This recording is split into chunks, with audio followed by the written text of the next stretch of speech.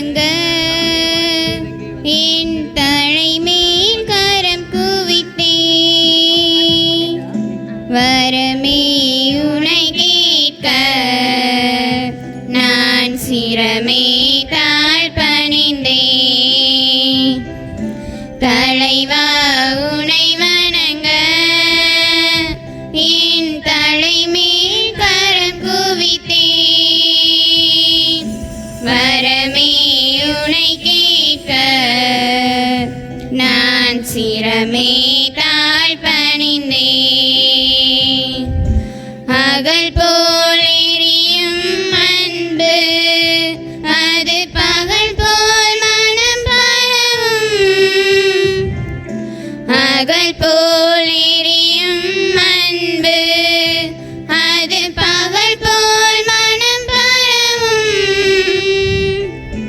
நீலையாய் உனை நினைத்தால் நான் மழையாய் உயர்வடைவேன் நான் மழையாய் உயர்வடைவேன் தலைவா உனை வணங்க என் தலைமேல் கரம் குவித்தேன் வரமே உனை கேட்க நான் சிரமே தாழ் பணிந்தேன். தந்தை மகன் தூயாவியாரின் பெயராலே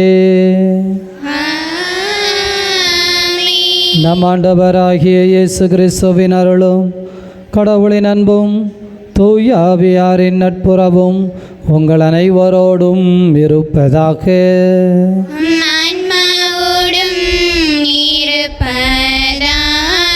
திருப்பலி முன்னரே அன்பிற்குரியவர்களே, ஆண்டின் பொது காலம் 20ஆம் ஞாயிறு வழிபாட்டிற்கு உங்களை அன்புடன் அழைக்கின்றோம். ஞானம் கடவுளோடு உள்ளது. கடவுளுக்கு அஞ்சி ஞானத்தை நாடி தேடுவோர் அதை பெற்றுக்கொள்கின்றனர் என்பது விவிலியத்தின் ஞான நூல் எடுத்து சொல்லும் உண்மை. ஆனால் இயேசுவை நாடி தேடி அவரது திருவுடலை உணவாக உட்கொள்ளும் கிறிஸ்தவர்களாகிய நமது வாழ்வு ஞானமிக்க வாழ்வாக மாறுகிறது என இன்றைய வழிபாடு எடுத்து சொல்கிறது. நம்முடைய அன்றாட வாழ்வில் நாம் இறை ஞானத்தை நாடி தேடி அதற்கேற்றாற் போல நம்முடைய வாழ்வையும் அமைத்து கொள்ளும் அருள் வேண்டி இணைவோம் இத்திருப்பலியில்.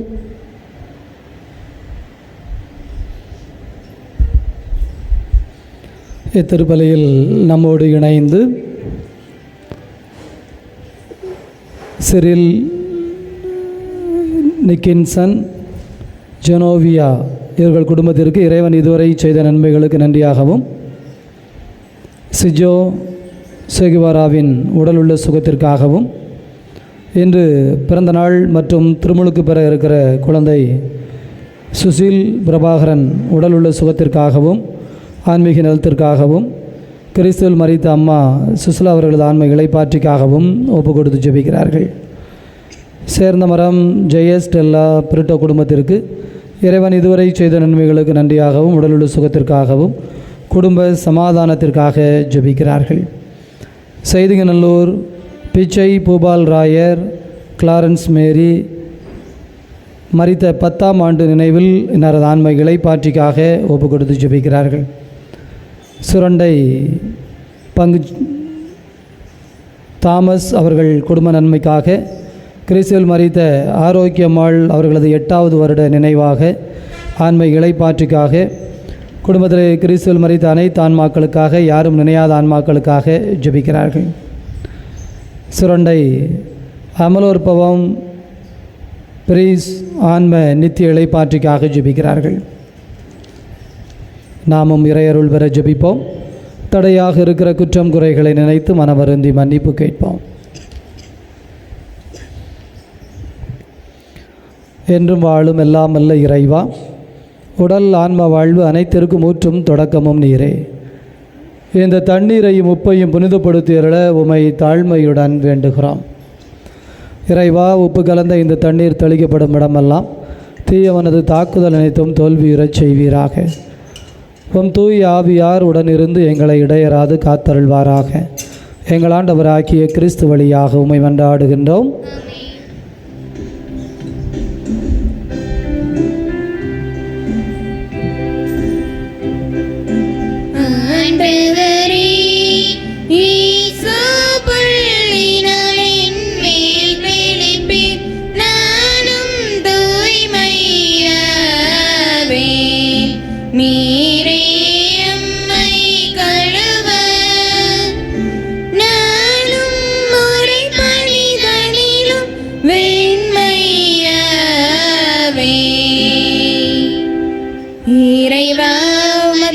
இரக்கத்திற்கு ஏற்ப என் மேல் இரக்கம் கொள்ளுமே. பிதாவுக்கும் சுதனுக்கும் தூய ஆவிக்கும் ஸ்துதியும் புகழும் ஒன்றாய் பெருக. ஆதியில் இருந்தது போல இன்றும் என்றும் நித்தியமாகவும் ஆமென். வல்ல கடவுள் நம் பாவங்களிலிருந்து விடுவிப்பார். இந்த நற்கருணை கொண்டாட்டம் அவரது திருவிருந்தில் கலந்து கொள்ளும் தகுதி பெறச் செய்வதாக. ஆமென்.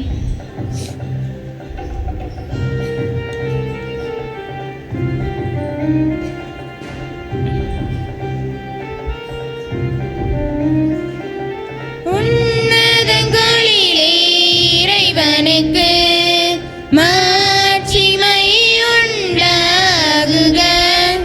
உலகினிலே நல்மனத்தவர்க்கு அமைதியும் உண்டாகுக. புகழுகின்றோம் யாமும்மை, வாழ்த்துகின்றோம் இறைவனே. உமக்கு ஆராதனை புரிந்து உம்மை மகிமைப்படுத்துகின்றோம் யாம். உமது மேலாம் ஆட்சிமைக்காக உமக்கு நன்றி நவிழ்கின்றோம். ஆண்டவராயும் இறைவனே, இணையில்லாத விண்ணரசே, ஆற்றல் அனைத்தும் கொண்டு இலங்கும் தேவதந்தை இறைவனே, ஏகமகனாக ஜெனித்த ஆண்டவர் இயேசு கிறிஸ்து இறைவனே, ஆண்டவராயும் இறைவனே, இறைவனின் திருசெம்மறியே, தந்தையினின்று நித்தியமாக ஜெனித்த இறைவன் மகனே, நீர் உலகின் பாவம் போக்குபவரே, நீரம் மீது இறங்குவீர். உலகின் பாவம் போக்குபவரை எம் மன்றாட்டை ஏற்றருள்வீர். தந்தையின் வலத்தில் வீற்றிருப்பவரை நீர் எம் மீது இறங்குவீர். ஏனெனில் இயேசு கிறிஸ்துவே, நீர் ஒருவரே தூயவர், நீர் ஒருவரே ஆண்டவர், நீர் ஒருவரே உன்னதர். பரிசுத்த ஆவியுடன் தந்தை இறைவனின் ஆட்சியில் உள்ளவர் நீரே.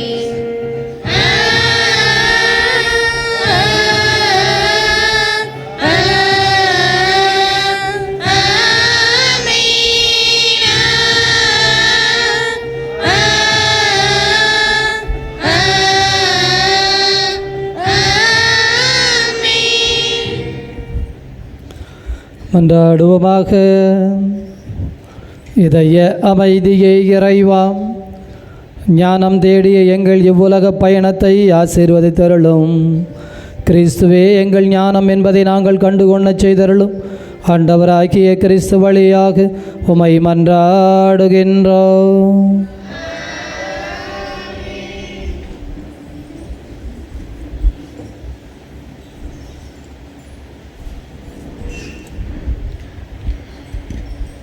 முதல் வாசக முன்னுரை.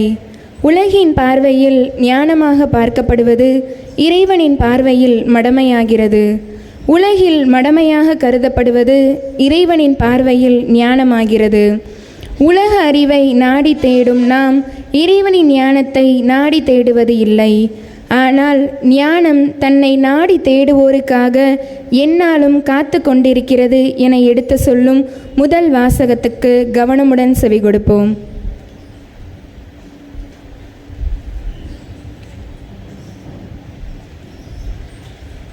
முதல் வாசகம். நீதிமொழிகள் நூலிலிருந்து வாசகம். அதிகாரம் 9, இறை வசனங்கள் 1 முதல் 6 முடிய. ஞானம் தனக்கு ஒரு வீட்டை கட்டியிருக்கின்றது. அதற்கென 7 தூண்களை செதுக்கியிருக்கின்றது. அது தன் பலி விலங்குகளை கொன்று திராட்சை ரசத்தில் இன்சுவை சேர்த்து விருந்து ஒன்றிற்கு ஏற்பாடு செய்தது. தன் தோழிகளை அனுப்பி வைத்தது. நகரின் உயரமான இடங்களில் நின்று, அரியா பிள்ளைகளே இங்கே வாருங்கள் என்று அறிவிக்கச் செய்தது. மதிகேடருக்கு அழைப்பு விடுத்தது. வாருங்கள், நான் தரும் உணவை உண்ணுங்கள். நான் கலந்து வைத்துள்ள திராட்சை ரசத்தை பருகுங்கள். பேதமையை விட்டுவிடுங்கள், அப்பொழுது வாழ்வீர்கள். உணர்வை அடியும் வழியில் செல்லுங்கள் என்றது. இது ஆண்டவர் வழங்கும் அருள்வாக்கு.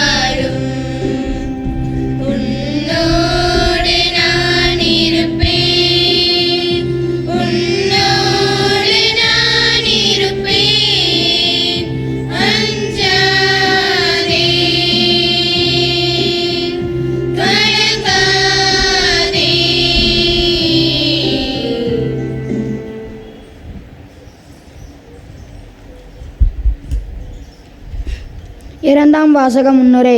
கிறிஸ்தவர்களாகிய நாம் அனைவரும் இந்த உலகில் வாழ்ந்தாலும் இந்த உலகை சார்ந்தவர்கள் அல்ல.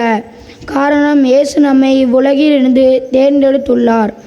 எனவே கிறிஸ்துவால் தேர்ந்தெடுக்கப்பட்டவர்கள் உலகில் வாழ்ந்தாலும் உலகின் வழிகாட்டுதலின்படி வாழாது ஞானத்தின் வழிகாட்டுதலின் வாழ வேண்டும் என அறிவுறுத்தும் புனித பவுலின் வார்த்தைகளை கேட்போம்.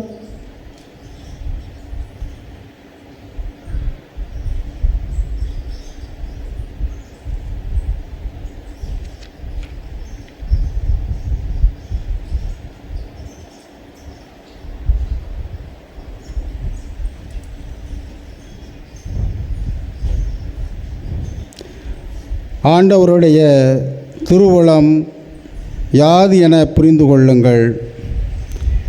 திருத்தூதர் பவுல் எபேசியருக்கு எழுதிய திருமுகத்திலிருந்து வாசகம்.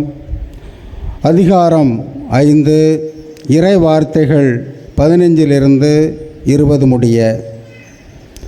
திருத்தூதர் பவுல் எபேசியருக்கு எழுதிய திருமுகத்திலிருந்து வாசகம். அதிகாரம் 5, இறை வார்த்தைகள் 15 20 முடிய. சகோதரர் சகோதரிகளே, உங்கள் நடத்தையை பற்றி மிகவும் கருத்தாயிருங்கள். ஞானமற்றவர்களாய் வாழாமல் ஞானத்தோடு வாழுங்கள். இந்த நாட்கள் பொல்லாதவை. ஆகவே காலத்தை முற்றும் பயன்படுத்துங்கள். ஆகவே அறிவிலிகளாய் இராமல் ஆண்டவருடைய திருவுளம் யாது என புரிந்து கொள்ளுங்கள். திராட்சை மது அருந்தி குடிவெறிக்கு ஆளாகாதீர்கள். இது தாறுமாறான வாழ்வுக்கு வழிகோலும். மாறாக தூய ஆவியால் ஆட்கொள்ளப்படுங்கள். உங்கள் உரையாடல்களில் திருப்பாடல்கள், புகழ்பாக்கள், ஆவிக்குரிய பாடல்கள் ஆகியவை இடம்பெறட்டும். உளமாற இசைப்பாடி ஆண்டவரை போற்றுங்கள். நம் ஆண்டவராகிய இயேசு கிறிஸ்துவின் பெயரால் எல்லாவற்றிற்காகவும் எப்போதும் தந்தையாம் கடவுளுக்கு நன்றி செலுத்துங்கள். இது ஆண்டவர் வழங்கும் அருள்வாக்கு.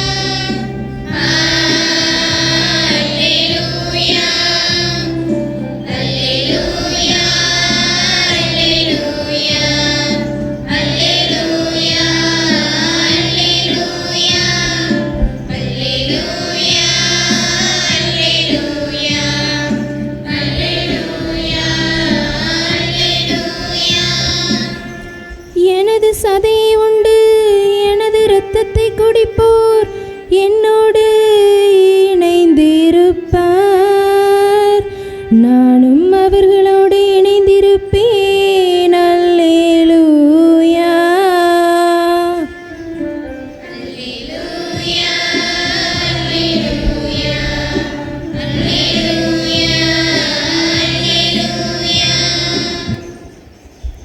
ஆண்டவர் உங்களோடு இருப்பாராக.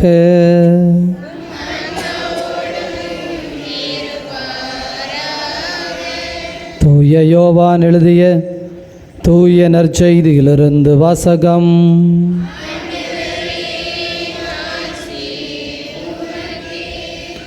தூய யோவான் எழுதிய தூய நற்செய்தி 6வது அதிகாரம்.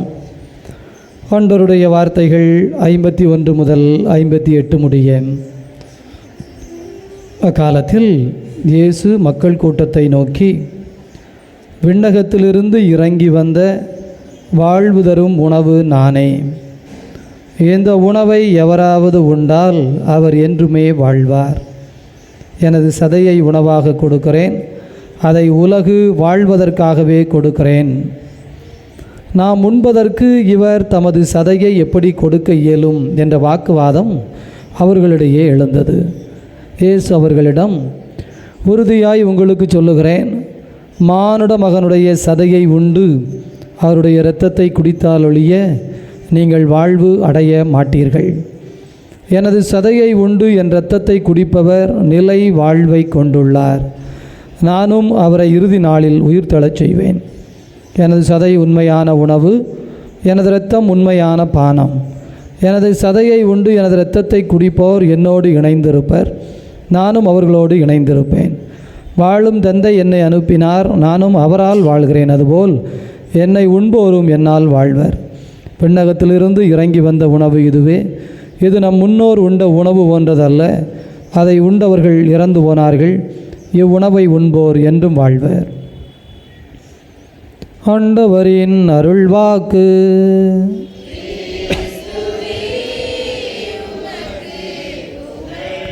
நற்செய்தி வாக்கினால் நம் பாவங்கள் அகல்வனவாக. இயேசுவில் நல்லவர்களே, ஆண்டவருடைய அன்பு நிறைந்த குழந்தைகளே,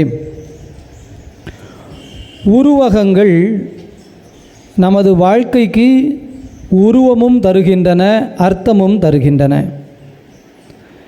உருவகம் என்பது ஒன்றின் சாயல், ஒன்றை புரிந்து கொள்வதற்காக சொல்லப்படுகின்ற சில வெளிப்புற அடையாளங்கள். இதோ நாம் 15ஆம் தேதி கொடியேற்றினோம். அந்த தேசிய கொடி அவமதிக்கப்பட்டால் அது சட்டப்படி குற்றமாக இருக்கும். அவமரியாதை என்பது என்ன? இதோ அதே ஒரு கடையிலே போய் சிகப்பு கலர், வெள்ளை கலர், பச்சை கலர் என்று துணி எடுத்து ஒருவர் சப்போஸ் தனது உடையாக தைத்து கொள்ளுகிறார் என்று வைத்துக்கொள்வான். அது அவருடைய தனிப்பட்டது. ஆனால் அதையே ஒரு கொடியாக, தேசிய கொடியாக உயர்த்துகின்ற பொழுது அதற்குரிய மதிப்பு மரியாதை கொடுத்தல் என்பது அந்த துணிக்கான மரியாதை அல்ல, அந்த துணி சுட்டி காட்டுகின்ற அந்த நாட்டிற்கான ஒரு மரியாதை, ஒரு மதிப்பு. பிரியமானவர்களே, கீழே ஒருவருடைய புகைப்படம் கிடக்கிறது.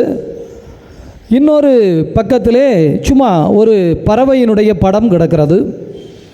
இரண்டுமே ஒரே ஸ்டூடியோவில் பிரிண்ட் போடப்பட்டது தான். ஆனால் கீழே கிடக்கிற அந்த குருவியின் படத்தின் மீது ஒருவர் மிதித்தார். அதை யாரும் கண்டுகொள்ளவில்லை. ஆனால் அதே படத்தின் மீது ஒரு உருவம், அவருக்கு மிக நெருக்கமான ஒருவருடைய படம் வரையப்பட்டிருந்தது. அதை பார்த்தவுடன் ஐயோ என்று பதறி போய், என்ன யாரை மிதித்து கொண்டிருக்கிறாய் என்று சொல்லுகிறார்கள். பிரியமானவர்கள், ரெண்டும் பேப்பர் தான். ஆனால் அதில் கொடுக்கப்படுகிற அந்த உருவம், ஒரு அடையாளம் நம்முள்ளே ஒரு மாற்றத்தை ஏற்படுத்துகிறது. ஒரு தாஜ்மஹால் ஒருவருக்கு பரிசளிக்கிறார். அது அங்கே அன்பை பரிமாறுகிற ஏதோ ஒரு பொருள் என்பதை தாண்டி ஒரு உணர்வை சுட்டி காட்டுகின்ற ஒரு அடையாளமாய் மாறுகிறது. எனவே நீங்கள் வாழ்வின் பக்கங்கள் எல்லாவற்றிலும் எடுத்துக்கொள்ள முடியும். ஆண்டவருடைய அன்பு நிறைந்த குழந்தைகளே, உருவகங்கள் என்பவை அடையாளங்களாக வாழ்வை அர்த்தப்படுத்துவதாக, அழகுபடுத்துவதாக அமைகிறது. எனவே விவிலியத்தில் கொடுக்கப்பட்டிருக்கிற சில பகுதிகள் சில ஆழமான கருத்துக்களை சொல்வதற்கான உருவகங்களாக நமக்கு தரப்படுகிறது. அதுவும் குறிப்பாக யோவான் நற்செய்தி எப்போதெல்லாம் வாசிக்கிறீர்களோ தெளிவாக வச்சுக்கோங்க. நேரடி பொருள் சொல்லாது, உள்ளர்த்தம் போக வேண்டும், அதற்குள் அர்த்தம் போக வேண்டும். அப்படி என்றால்தான் உங்களுக்கு கொஞ்சமாவது அதை பற்றிய ஒரு அர்த்தம் அல்லது ஒரு அருள் அதிலிருந்து நாம் சாரெடுக்க முடியும். எனவே அன்பு குழந்தைகளே, யோவான் நற்செய்தி குறிப்பாக இந்த 6வது அதிகாரம் முழுவதும் இந்த பரிசேய சதுசேயர்கள், மறைநூல் அறிஞர்கள், இயேசு கிறிஸ்து ஒரே போராட்டம். என்ன போராட்டம்? வாக்குவாதம். என்ன வாக்குவாதம்? இதோ இயேசு என்னை உண்பவன் வாழ்வான். அவர்களுக்கு என்ன பிரச்சனைனா, மனுஷனை எப்படியா சாப்பிட முடியும்? பிரியமானவர்களே, இன்றைய வாசகத்திற்குள் அதற்கான விடை இருக்கிறது. இதோ விண்ணகத்திலிருந்து இறங்கி வந்த வாழ்வு தரும் உணவு நானே. இந்த உணவை எவராவது உண்டால் அவர் என்றுமே வாழ்வார். சாதாரண வாழ்வல்ல. இப்போ நான் இன்றைக்கி சாப்பிடலைன்னா உயிரோடு இருக்க முடியாது. 10 நாளைக்கு நீங்கள் சாப்பிடலைன்னா நீங்கள் உயிரோடு இருக்க முடியாது. அல்லது ஒரு மாதம் ஒருத்தர் சாப்பிடாம தண்ணி கொள்ளாமல் இருந்தாருன்னா முடிஞ்சிச்சு. அப்போ சாப்பாடு என்பது இந்த உடம்பை, இந்த உயிரை தக்க வைத்துக் கொள்வதற்கானது என்று நமக்கு தெரியும். இதை யாரும் சொல்லிக் கொடுக்க வேண்டிய அவசியமெல்லாம் இல்லை. ஆனால் இயேசு என்ன சொல்கிறார்னா, என்னை வாண்பவன், என்னை உண்கின்றவன் என்றுமே, அந்த என்றுங்கிற வார்த்தை தான் இங்கே அர்த்தம் தருவதற்காக முயற்சி நடக்கிறது. ஃபார் எவர் அண்ட் எவர், அழிவில்லாத நிலைத்திருக்கிற, அது என்ன? நிலைத்த வாழ்வு, அழியாத வாழ்வு, என்றும் இருக்கின்ற வாழ்வு. அதற்கு சொல்லுகிறார், அதற்காகத்தான் என் சதையை உணவாக கொடுக்கிறேன். இதை அடுத்த வரியிலும் இன்னும் தெளிவாக விளக்குகிறார். இதோ, என்னை உண்டு என் சதையை உண்டு என் இரத்தத்தை குடிப்பவன் நிலை வாழ்வை பெற்றுவிடுவான். அவனுக்குள் நிலை வாழ்வு போகும்.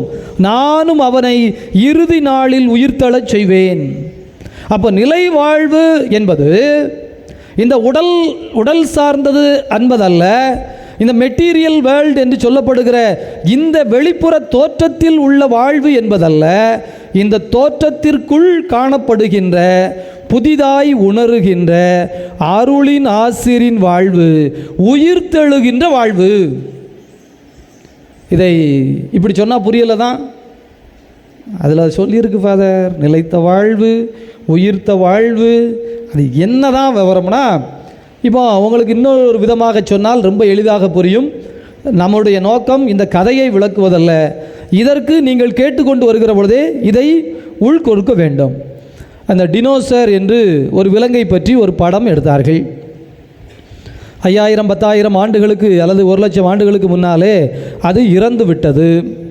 ஆனால் இதோ இந்த இமயமலை பகுதிகளிலே, அந்த பனி பிரதேசங்களிலே அதனுடைய முட்டை கண்டுபிடிக்கப்படுகிறது. இப்போ ஃப்ரிட்ஜின்னு ஒன்று கண்டுபிடிக்கிறதுக்கு முன்னாடி இந்த கதையை சொன்னால் எவனும் நம்ப மாட்டான். முட்டை 10 நாளையில் கெட்டு போயிடும், கூமுட்டை ஆயிரும். 1,00,000 வருஷத்துக்கு முன்னாடி உள்ள முட்டையை கண்டுபிடிச்சாங்களாம், அதுக்குள்ளே இருந்து உயிர் வந்ததான். என்ன கேனப்பேலுவ. இன்றைக்கி ஃப்ரிட்ஜுன்னு ஒன்று கண்டுபிடிச்சதுனால மனுஷனுக்கு புரியுது, ஆமாம் ரைட்டு தான். இமயமலை சாதாரண ஃப்ரிட்ஜுக்குள்ளே வச்சாலே கெட்டு போக வேண்டிய தோசை மாவு, முட்டை அது வாட்டுக்கு 1 மாதத்துக்கு 2 மாதத்துக்கு இருக்கும்னா, இமயமலை போன்ற பனி பிரதேசத்திற்குள் இருக்கின்ற உயிர் எப்படி அழியும்?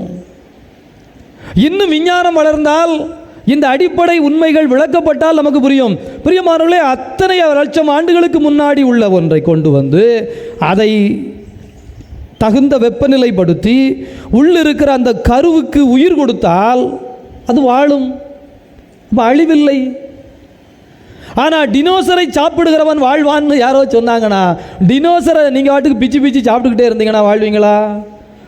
டினோசரின் சதை அல்ல, டினோசருக்குள் உருவாக்கப்பட்ட கரு, உயிர், உயிரின் மூலம். அதுபோல் ஒரு மாமரத்தை எடுத்துக்கொள்ளுங்கள், ஏதோ ஒரு விதையை எடுத்துக்கொள்ளுங்கள். அந்த மரமானது விதையாய்த்தான் விழுகிறது. விழுந்த விதை என்ன செய்கிறது? சின்ன கிளை விட்டு இப்படியே மெதுவாக வளருது.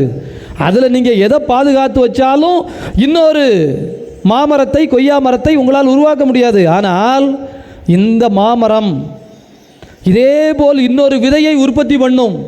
அதுக்கு 10 வருஷம் எடுக்கலாம், 15 வருஷம் எடுக்கலாம், அதற்கு எத்தனையோ ஆண்டுகள் எடுக்கலாம். அதை பற்றி பிரச்சனை இல்லை. அது ஒவ்வொரு உயிருக்கும் ஒவ்வொரு விதம். ஒரு கத்திரிக்காய் செடி, வெண்டைக்காய் செடினா 3 மாதம் போதும்னா, நெல் 6 மாதம் 8 மாதம் போதும்னா, இதோ இந்த மர வகைகள் இன்னும் கொஞ்சம் நாள் எடுக்கிறது, அவ்வளோதான். ஆனால் இந்த விதை இன்னொரு விதையை உருவாக்கும். ஆனால் அந்த விதை உருவாக்குகிற ப்ராசஸில் அதற்கென்று மரம், செடி, கொடி அல்லது அழிந்து போகிற எத்தனையோ விதங்கள் வரும். பிரியமானவர்களே, மீண்டும் மீண்டும் இந்த வார்த்தை விவிலியம் நமக்கு அதை சொல்லிக்கொண்டே இருக்கிறது. நீ என்று சொல்லப்படுகிற மனிதனே, உன் உச்சி முதல் உள்ளங்கால் வரை நீ சிந்தித்து பார். இதிலே இந்த விதை இன்னொரு விதையாய் மாறாமல் அழிந்து போகிற நிலை வந்தது, காய் வந்தது, அந்த மரம் பட்டை வந்தது, வேறு என்னெல்லாமோ வந்தது. அதுபோல் உனக்குள் எத்தனையோ இருக்கிறது. ஆனால் இதற்குள் அழியாத மீண்டும் ஒரு விதை, உயிர், ஆன்மா. அந்த ஆன்மாவின் தன்மை என்பதுதான் உயிர்ப்பை பெறும். அந்த ஆன்மா அழிந்ததென்றால் முடிந்தது. ஆன்மா காக்கப்பட்டதென்றால் எத்தனை தலைமுறை, எத்தனை நூற்றாண்டுகள், லட்சம் ஆண்டுகள் கழித்தும் வளர்ந்துவிடும். பிரியமானவர்களை, இதை சொல்லி காட்டுவதற்கு தான் இந்த முதல் வாசகத்திலே ஞானம் என்று இன்னொன்றை நமக்கு விவிலியம் எடுத்து காட்டுகிறது. இந்த ஞானம் என்பதே நிறைவல்ல, ஆனால் ஞானம் என்பது ஆன்மாவின் ஒரு நறுமணம். நமக்குள் இருக்கிற ஆன்மா உண்மையிலேயே இன்னொரு ஆன்மாவாய் உள்ளுக்குள் அழியாத தன்மை பெறுகிறதா? ஏன்னா ஒரு வீட்டுக்குள்ளே போகிறீங்க, நல்ல பலாப்பழம் மணமணமணான்னு மணந்ததுன்னா இன்றைக்கி உங்கள் வீட்டில் பலாப்பழம் வச்சுருக்கிறீங்கன்னு உங்களால் கண்டுபிடிக்க முடியுது. மனம் வந்து விடுகிறது. அதுபோல் ஆன்மாவின் நறுமணத்தில் ஒன்றுதான் இந்த ஞானம் என்று சொல்லப்படுவது. நமக்குள் ஞானம் என்று சொல்லப்படுகிற ஆசீர்வாத அருள், ஆசீர்வாத நிறைவு வெளிப்படத் தொடங்கிவிட்டது என்று சொன்னால் நாம் அழியாத வாழ்வை நோக்கி நகர்ந்து விட்டோம். இந்த ஞானம் ஒரு வீட்டை கட்டியது, அதற்கு 7 தூண்களை அமைத்தது என்பதற்கு நமக்கு யாக்கோபு எழுதின கடிதத்திலே ரொம்ப விளக்கமாகவே கொடுத்து விடுகிறார். யாக்கோபு கடிதம் 1வது அதிகாரத்தில் 5வது வசனம், இதோ உங்களுடைய ஞானம் குறைவாக இருந்தால் நீங்கள் கடவுளிடம் கேளுங்கள், அந்த ஞானத்தை கடவுளை தருவார். ஏனெனில் ஞானத்தின் மொத்த இருப்பிடம், பிறப்பிடம் கடவுள். இறைவனை தவிர வேறு எங்கிருந்தும் ஞானம் வர முடியாது.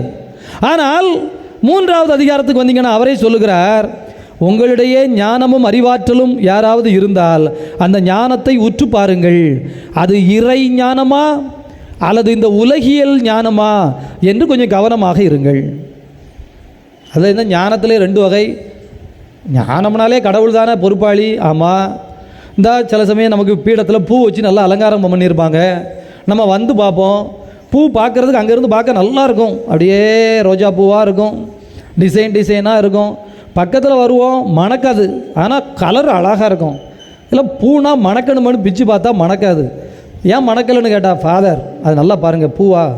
ஆமாம் பூ தான், பார்த்தா பூ தான், ஆனால் பிளாஸ்டிக். பொய்மை, ஒரு உண்மையை போல் அச்சடிக்கப்படுகின்ற இன்னொரு போலி.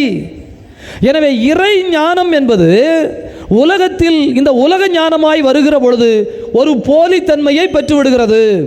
அந்த போலித்தன்மையான ஞானம் என்ன என்பதை இன்றைய 2வது வாசகம் சொல்லுகிறது. குடிவெறி, ஸ்பிரிட் அப்படின்னா ஆல்கஹால், ஹோலி ஸ்பிரிட்னா தூய ஆல்கஹால், அப்படிதானா? ஏன்னா 2 ஒரே வேலையைத்தான் செய்யும், தன்னிலை மறக்க செய்யும். ஒரு சாராயம் குடிக்கிறவனை எடுத்துக்கொள்ளுங்கள், ஸ்பிரிட். அதனால் ஒரு காலத்தில் பார்த்திங்கன்னா வெறும் தண்ணி மட்டும் அல்லது அந்த சாராயம் ஊற்றப்படுகிற அந்த எசன்ஸ் சேர்க்கப்படுகிறது மட்டும்தான் போதை தரும். இன்றைக்கு அப்படி கிடையாது. இன்றைக்கு போதை தருவது நிறைய இருக்கிறது. எந்த பொருளின் மீது மோகம் கொண்டு, அது ஒரு செல்ஃபோனாக இருக்கட்டும், ஒரு உடையாக இருக்கட்டும், நகையாக இருக்கட்டும், அல்லது நாம் பார்த்து பார்த்து கடினப்பட்டு வாங்கி சேர்க்கின்ற எந்த, அதிலே நான் முங்கி விடுகிறேன். அது என்னை இந்த உலகத்தை மறக்க செய்து விடுகிறது. ஏன் இன்றைக்கி விளையாடுறானோல ஒரு கம்ப்யூட்டர் கேம்ஸு 2 மணி நேரம் 3 மணி நேரம் போகிறதே தெரியாமல் உட்காந்துடுறான்ல. எல்லாமே ஒரு வகையான ஸ்பிரிட் என்று சொல்லப்படுகிற நமக்குள்ளே உற்பத்தி செய்யப்படுகின்ற ஒரு கெமிக்கல். பிரியமானவர்களே, குடிவெறி, அதே போல் பொறாமை, பகை, சூது, வஞ்சகம் எல்லாமே. இதை தாண்டி ஆண்டவரின் ஆவியால் நீங்கள் நிரப்பப்பட்டால், 2வது வாசகம் அதை மீண்டும் பவுல் சொல்கிறார், ஆண்டவரின் ஆவியால் நிரப்பப்பட்டால், ஞானம் தனக்கென்று ஒரு வீட்டை கட்டியது, அந்த வீட்டிற்கு 7 தூண்கள் இருந்தது. அந்த தூண்கள் என்னெல்லாம்?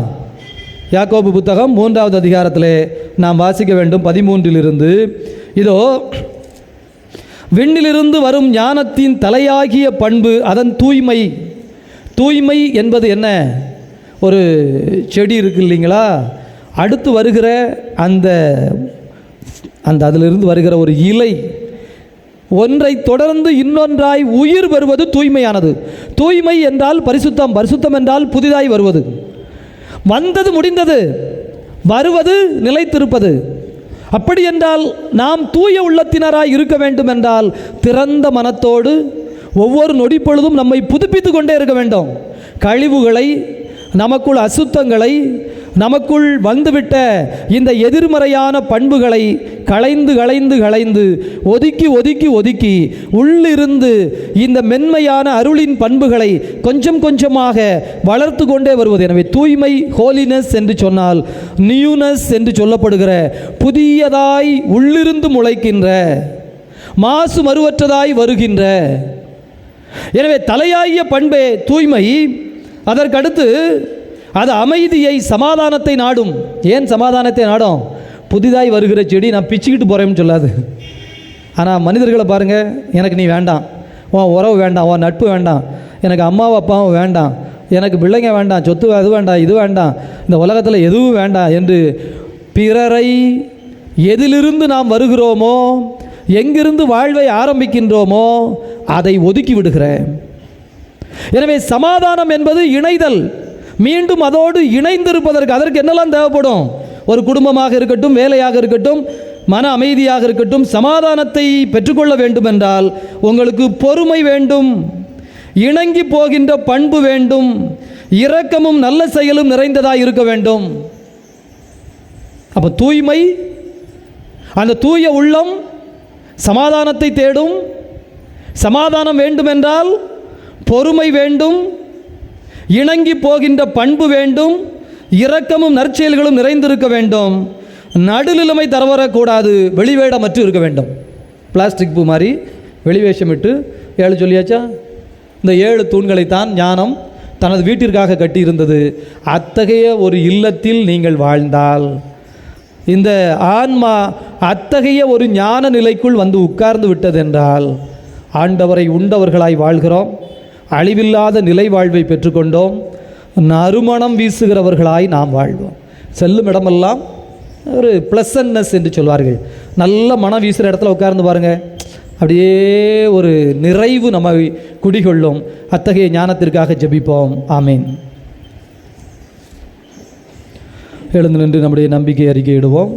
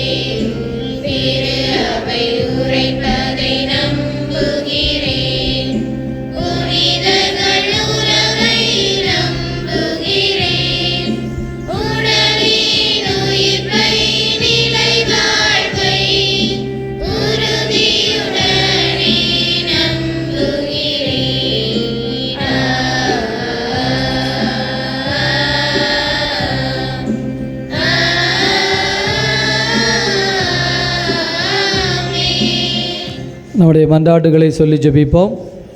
அன்பு இறைவா, எம் கத்தோலிக்க திரு அவைக்காக மன்றாடுகின்றோம்.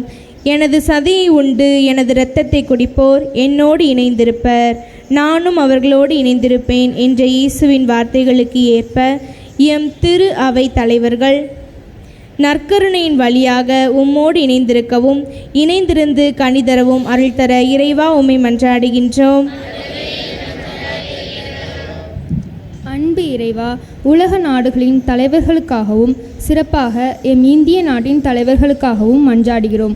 மக்களுக்காக பணி செய்யும் தலைவர்கள் தங்களது கடமைகளை உணர்ந்து பொறுப்புள்ளவர்களாக செயல்படவும் மக்களுக்கான திட்டங்களை முன்னெடுக்கவும் உலக நாடுகளுக்கிடையில் ஒற்றுமை நிலவவும் அருள் தர இறைவா உம்மை மன்றாடுகிறோம்.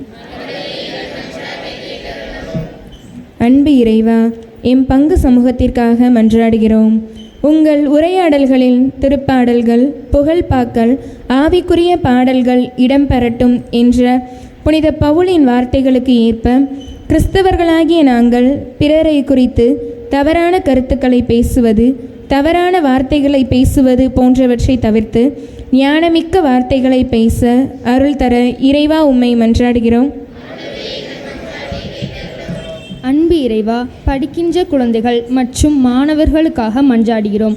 அறியா பிள்ளைகளை இங்கே வாருங்கள் என்ற ஞானத்தின் அழைப்பிற்கேற்ப குழந்தைகளும் படிக்கின்ற மாணவர்களும் தங்கள் வாழ்வில் கல்வி கற்பதற்கு, நல்ல எதிர்காலத்தை தேர்வு செய்வதற்கு தேவையான ஞானத்தை நாடி தேடவும் கடவுளுக்கும் பெற்றோருக்கும் உகந்தவர்களாக வளரவும் அருள் தர இறைவா உம்மை மன்றாடுகின்றோம்.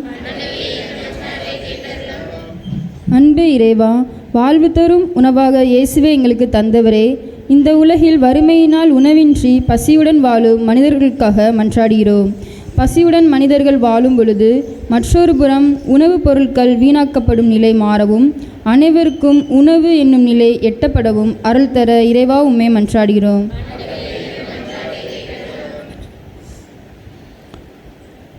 தனிப்பட்ட தேவைகளை மௌனமாய் ஜெபிப்போம். அன்பான கடவுளே, நாங்கள் உம்முடைய பிள்ளைகள் இந்த உரிமையோடு உம்மை நோக்கி எழுப்பி இருக்கிற இந்த மன்றாட்டுக்களை எல்லாம் எங்கள் ஆண்டவராகிய கிறிஸ்து வழியாக உம்மை வேண்டுகின்றோம்.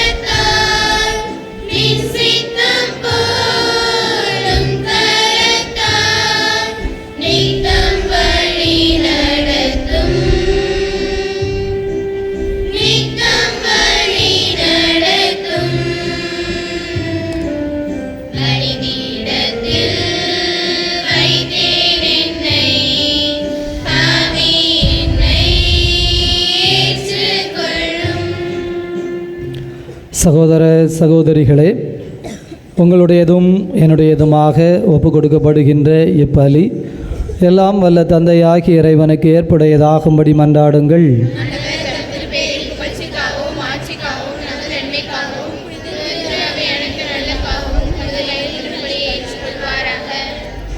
இதய அமைதியை இறைவா, உமது தெய்வீக திருக்கொடைகளை பெற்றுக்கொள்ளும் பொருட்டு இக்காணிக்கைகளை ஒப்பு கொடுக்கிறோம். இது எங்களுக்கு வாழ்வளிக்கும் அருள் சாதனமாய் மாறுவதாக ஆண்டவராகிய அதே கிறிஸ்து வழியாக உமை மன்றாடுகின்றோம். ஆண்டவர் உங்களோடு இருப்பாராக.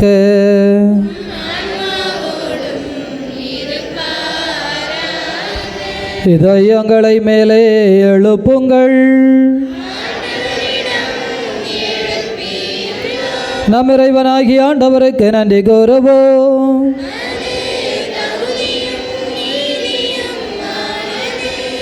ஆண்டவரே, தூயவரான தந்தையே, என்றும் வாழும் இறைவா, நாங்கள் உமக்கு நன்றி செலுத்துவது எங்கள் கடமையும் மீட்புக்குரிய செயலும் ஆகுமேனெனில் கிறிஸ்து பெருமான் எங்களுக்காக விண்ணகத்தின் கதவை திறந்தார். ஆகவே விண்ணகத் தூதரோடு இணைந்து போற்றி புகழ்ந்து அக்களித்து நாங்கள் பாடுவதாவது: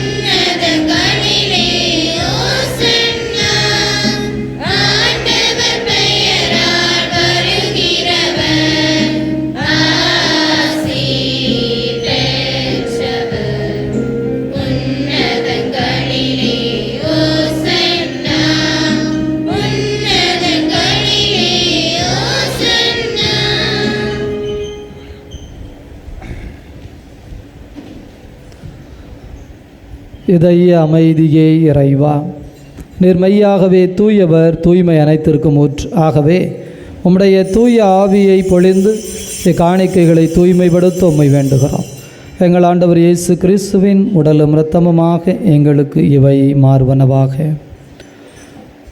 அவர் பாடுபட உளம்கனிந்து தம்மை கையளித்த போது அப்பத்தை எடுத்து நன்றி செலுத்தி அதை பிட்டு தம் சீடர்களுக்கு அளித்து அவர் கூறியதாவது: அனைவரும் இதிலிருந்து பெற்று உண்ணுங்கள், ஏனெனில் இது உங்களுக்காக கையளிக்கப்படும் என் உடல்.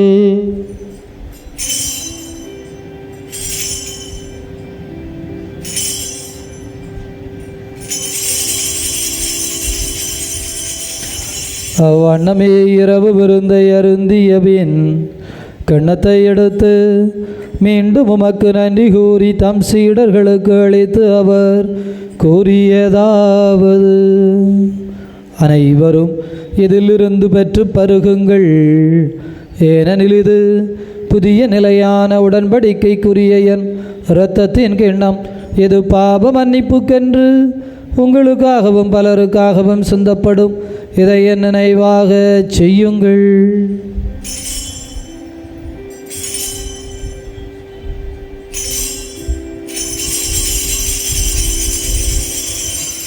நம்பிக்கையின் மறை பொருள்.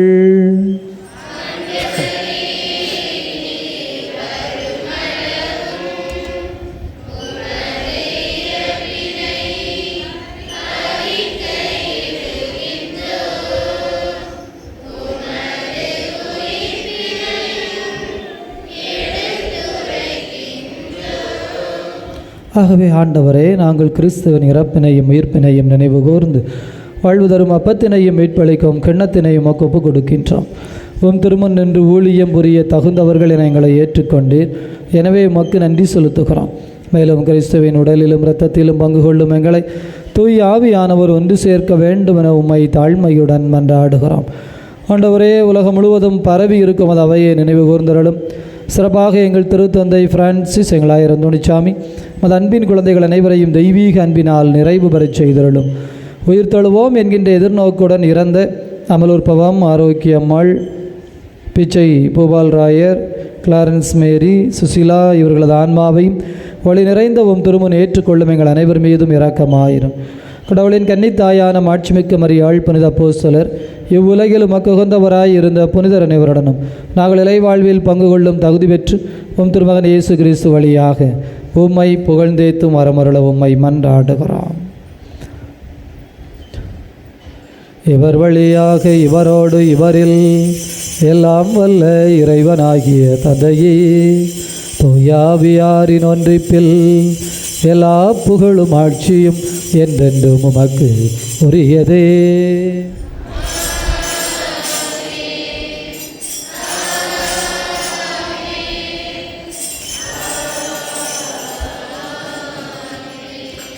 நம் ஆண்டவர் இயேசு கிறிஸ்து ஜெபிக்க கற்றுக் கொடுத்தார். நம்பிக்கையோடு இணைந்து ஜெபிப்போம்.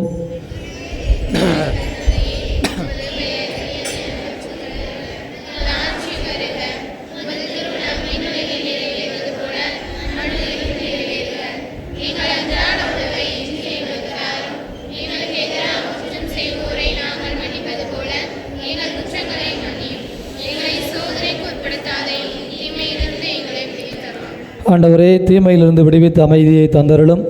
பாவத்திலிருந்து விடுதலை பெற்று நலமுடன் வாழச் செய்தருளும். நாங்கள் எதிர்நோக்கி இருக்கிற பேரின்பத்திற்காகவும் மீட்பராகிய இயேசு கிறிஸ்துவின் வருகைக்காகவும் காத்திருக்கின்றோம். ஆண்டவரே இயேசு கிறிஸ்துவே, அமைதியை உங்களுக்கு விட்டுச் செல்கிறேன், என் அமைதியை உங்களுக்கு அளிக்கிறேன் என்றும் திருத்தூதர்களுக்கு மொழிந்தீரேன். எங்கள் பாவங்களை பாராமல் மது திரு அவையின் நம்பிக்கையை கண்ணோக்கி அதற்கு அமைதியும் ஒற்றுமையும் தந்தருள்வீராக. என்றென்று வாழ்ந்தாட்சி செய்கின்றவர் நீரே. ஆண்டவருடைய அமைதி உங்களோடு என்றும் இருப்பதாக.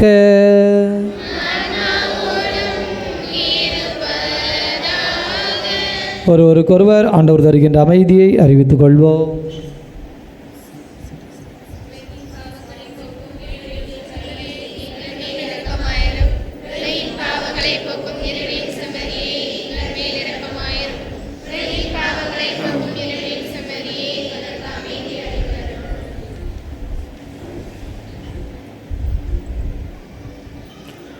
இதோ இறைவனின் செம்மறி, இவரே உலகின் பாவங்களை போக்குகின்ற தெய்வம். இந்த தெய்வத்தினுடைய விருந்துக்கு அழைக்கப்பட்டிருக்கிற நாம் அனைவரும் பேர் பெற்றவர்கள்.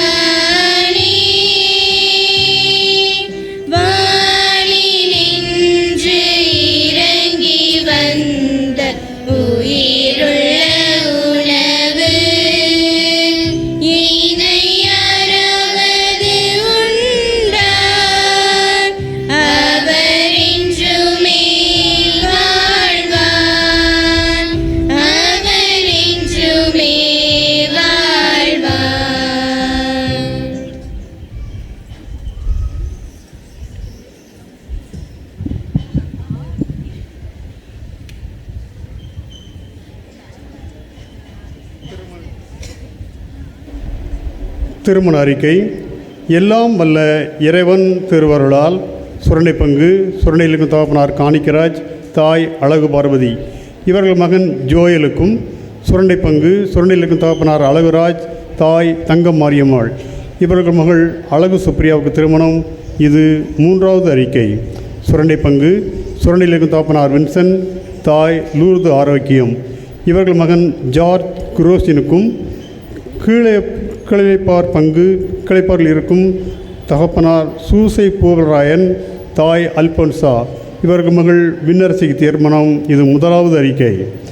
கூட்டப்பள்ளி பங்கு கூட்டப்பள்ளி இருக்கும் தகப்பனார் சூசை அந்தோனி, தாய் சகாயராணி இவர்கள் மகன் சகாய ஜேக்கிற்கும், சுரண்டை பங்கு சுரண்டையில் இருக்கும் தகப்பனார் குழந்தையாகப்பன், தாய் மேரி இவர்கள் மகள் ராஜாத்திக்கு திருமணம். இது 2வது அறிக்கை.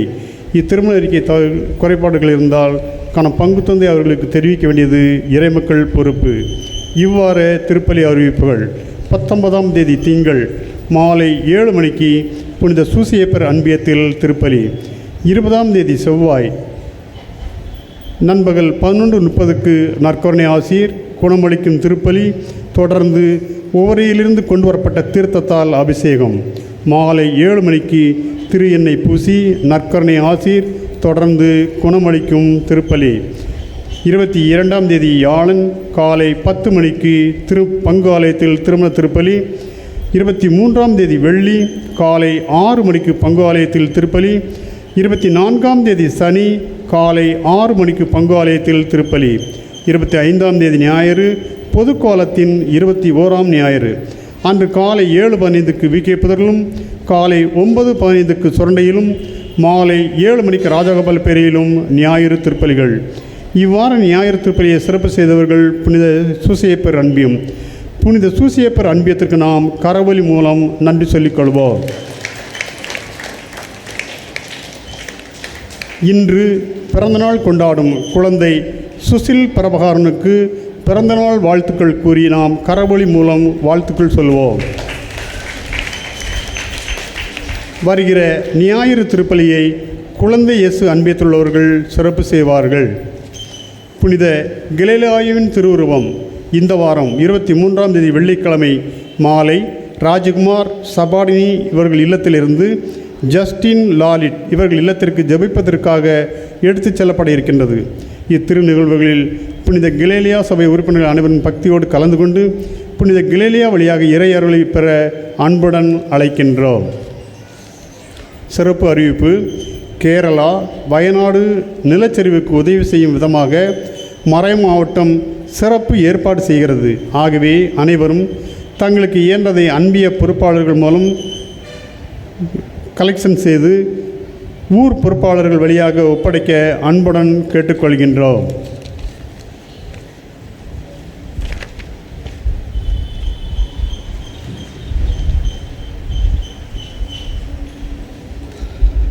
மன்றாடுவோமாக.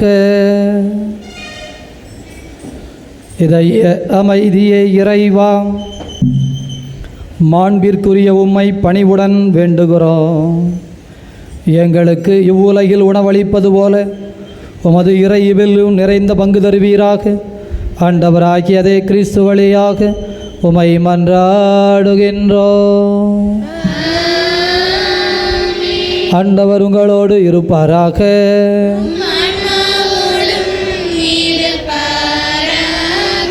வல்ல கடவுள் தந்தை மகன் தூயாவியார் உங்கள் அனைவரையும் நிறைவாக ஆசீர்வதிப்பாராக. உயிர்த்த கடவுளின் உண்மை பிள்ளைகளாக சென்று வாழுங்கள். பேரின்பம் தொடரட்டும்.